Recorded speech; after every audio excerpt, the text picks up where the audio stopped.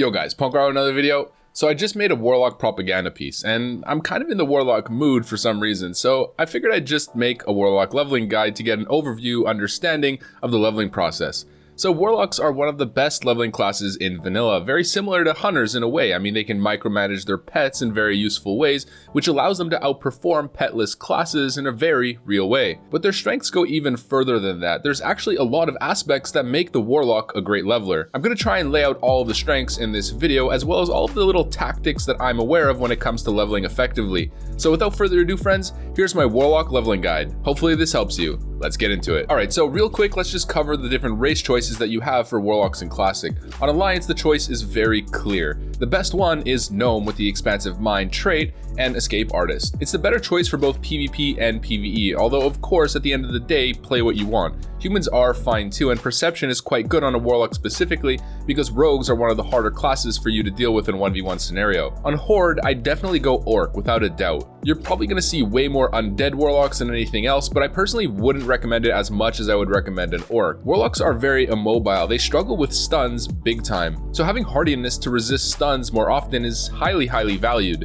at least in my mind. They also get Command, which increases their pet damage by 5%. This is really good if you're running SM Ruin, or in PvP of course to just have your pet doing extra damage. Now Undead is not bad by any means, my personal opinion is I'd rather play Orc. It's still quite good since you get Will of the Forsaken. It's specifically good in a Warlock versus Warlock battle, so dropping out of a Fear can swing the match entirely, and of course you'll also be able to use Will of the Forsaken to get out of the Succubus Seduction, which is equally as good as getting out of a Fear since there's going to be so many Warlocks that are running Succubus in PvP and just trying to one-shot you. And of course you have Cannibalism, which is really useful while leveling or in PvP. Alright, well enough with races, let's get into the real details. So let's cover the build that you want to be running. The best tree that you can prioritize while leveling up is definitely Affliction. So here's the order that you want to follow in the Affliction tree. So if you want to actually see the talent order, just slow down the video and you'll be able to do that.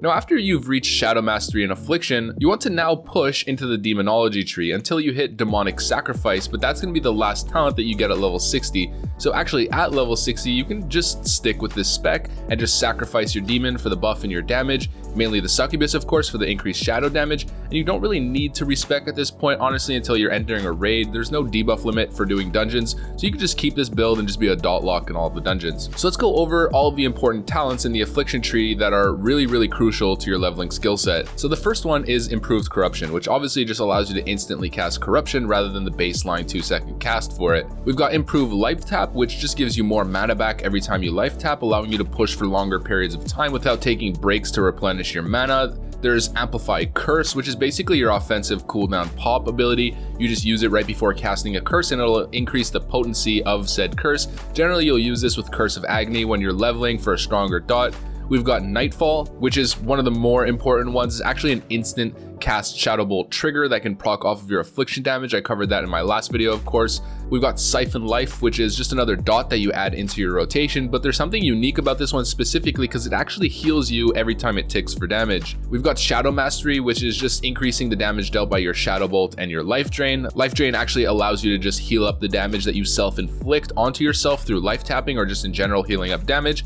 And we've also got that Improved Life Drain at 3 out of 5, so a total 16% of effectiveness on that spell. So level 1 to 10 is super simple. You don't really need to do much work at all. All you need to do is actually send in your imp with the firebolts. You generally want him to attack first and actually get aggro on the mob, and then start casting shadow bolts on the enemy. Maybe finish with an auto attack of course if you want to conserve your mana a little bit when the mob's running at you. You want to get aggro onto your imp first so he takes the damage for the most part, allowing you to push in a more sustainable manner mob after mob after mob, since you're not really taking as many hits as you would if you were taking aggro.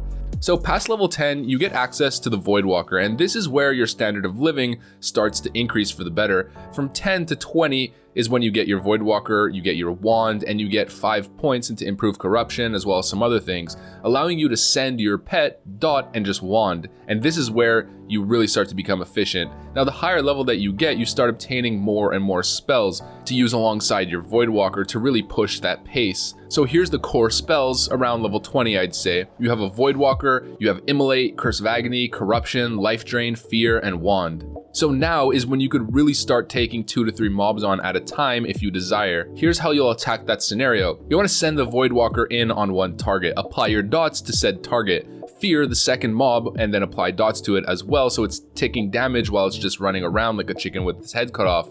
Then send your Voidwalker to a third mob if you want and dot it up. So you're juggling 2 mobs between you and your pet and fearing the third while it rots away with the dots that you applied to it, and when that fear breaks, you just fear it again. And you just keep up this balancing act throughout your playthrough of the different levels. So here's a little personal tip that you might actually like in respect to the Voidwalker. It's not absolutely necessary, but if you want to take it, then go ahead. So since you don't actually need your mouse wheel for arena targeting or team targeting as a healer on a Warlock, I personally like to keybind my pet attack to mouse wheel up, so scrolling forward to send the pet in and scrolling backwards to bring my pet back to put my pet on follow. So forward scroll go, backward scroll back. I find it's really intuitive, and mechanically, if you want to send your pet to a new mob, you could actually just move your mouse, hover over, click the target, scroll up, send your pet over, and then go back to the other target. So it won't affect your left hand trying to control your character at all. So take this tactic if you find that it fits for you. Also, make sure that you set a keybind for both of your pet taunts. So the Voidwalker has 2 taunts specifically.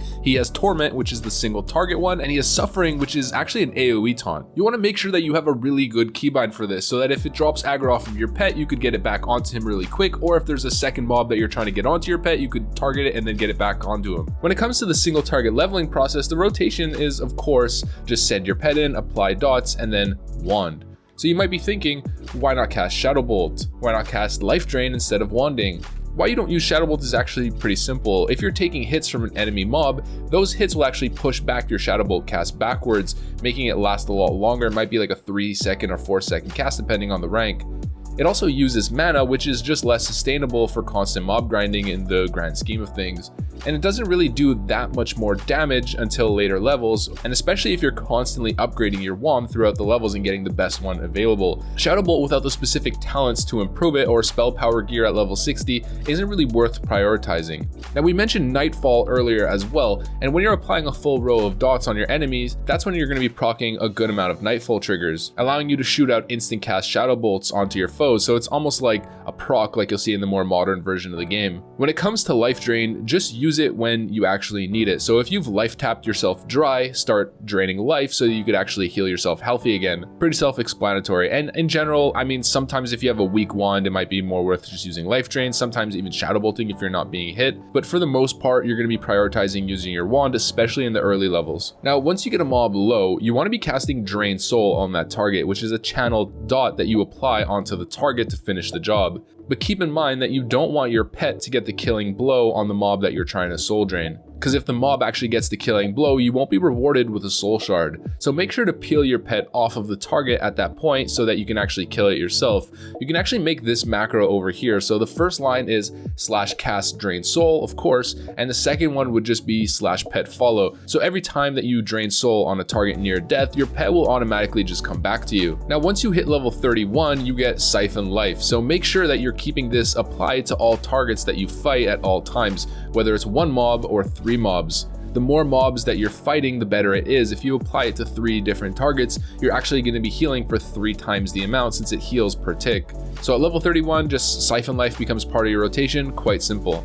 Okay, so that's pretty much it when it comes to the mechanic portion. Now let's talk about some little tips and tricks that'll help you in conjunction with that. Firstly, never overkill mobs that you're fighting. As a Warlock, you have tons of dot damage, and get the feel for how much damage your dots are actually doing and how long they last. So if you're fighting a target who's going to die in a couple seconds of taking that damage, don't waste time casting extra spells or using extra mana to overkill the target. Just send your pet to the next one and let that target rot away. So in the same line, just like the hunter, when a mob that you're fighting is about to die, always send your pet to the next mob ahead of time, constantly pushing the pace and sending your pet forward to the next target to keep downtime to a minimum instead of killing one and then having your pet next to you, going to loot it, and then heading to the next one. Send your pet over, then as the mob dies running, just loot it, and then you start fighting the next one immediately after. And of course, like all other classes, level up first aid, especially as a class with a pet. You have double use for your bandages. First off, you're constantly casting life tap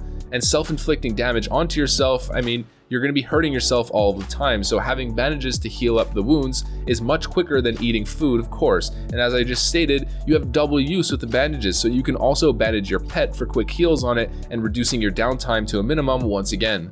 Now when it comes to your Amplify Curse ability, this is really the only offensive cooldown that you have as a Warlock, so make sure to use it every single time it's up.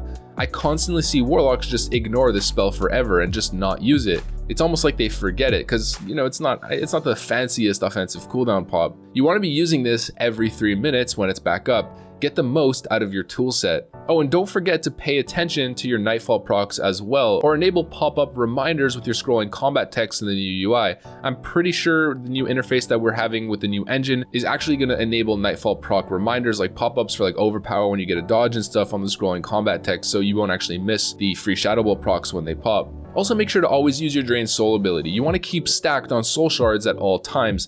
That way you can always have a health stone ready in your bags to save your life in a sticky situation, and always keep a soul stone applied onto yourself as well in case you get ganked or die to mobs. Alongside that, don't forget your Voidwalker has an ability called Sacrifice, which allows you to actually kill him in exchange for a massive shield. And don't forget that once you get deep enough into Demonology, I think in your level 50s, definitely your level 50s, you get access to Fell Domination, which allows you to quickly summon your second Voidwalker almost instantly for a quick reactive shield, and you could use 2 shields in a row if you really need to.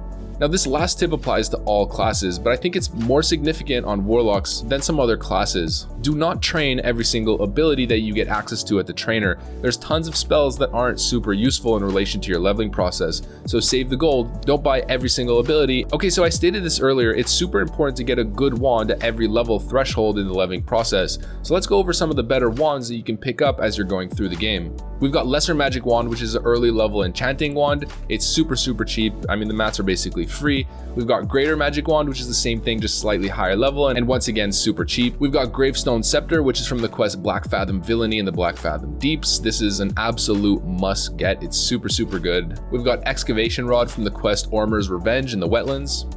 There's Dancing Flame, which is a horde side questline in Thousand Needles. We've got Burning Sliver, which you get from a quest in Hillsbrad Foothills that actually ends in Alterac Mountain for the Alliance side. There's Goblin Igniter, which is the neutral alternative for these 2 wands. You actually get this from the Basilisk questline in Southern Stranglethorn. There's Blackbone Wand, which you get from the Wand Vendor in any major city. We've got Charged Lightning Rod, which is from a quest series that I believe starts in Searing Gorge and then ends in Tanaris. We've got Cairnstone Sliver from the quest The Morrow Stone in Fairless. We've got the Noxia Shooter from Noxian in Maradon. It's got a high drop chance, so you'll probably get it at some point if you do Maradon a couple times on the orange side. We've got Rod of Corrosion, which is one of the better wands that you can get in the level 50 range. It drops off Shade of Aranicus, the last boss in Sunken Temple, and also has Nature Resist, which is pretty useful in AQ40 on a couple fights, mainly Huhuran, but definitely don't use it on Visitus, because your raid leader will rage at you for putting on a Nature Resist wand over a Frost Damage wand for that boss fight. You actually need a Frost wand for a specific boss mechanic. Okay, so there you have it guys, 2 Warlock videos in a row. That's a whole lot of Warlock for this week. Honestly, I've had enough at this point. I can't even look at a Warlock anymore without getting sick to my stomach. So I'm sure you guys can understand after seeing this video how Warlocks have a great toolkit when it comes to leveling, right? I mean, they've got it all, boys. Everything but mobility, of course. But they make up for that lack of mobility in control, heals, and shields with the Voidwalker Sacrifice, so you'll be alright in messy scenarios. I really hope this was informative for you guys out there going into Classic. That's all I got for you on this one, friends. If you want to see more videos from me, I'd love it if you could smack that like button on the butt, leave a comment, subscribe, hit the notification bell, of course, to be notified whenever I post a new video straight out of the render oven. You know the drill, soldiers. Follow me on Twitch, guys. It's been a blast hanging out with you guys in chat for the last couple of mornings. You guys are really awesome. Join the Discord for some spicy memes and epic banter. Thanks for watching, guys. Hope you enjoyed it. And with that said, I'll see you on the next one. Peace.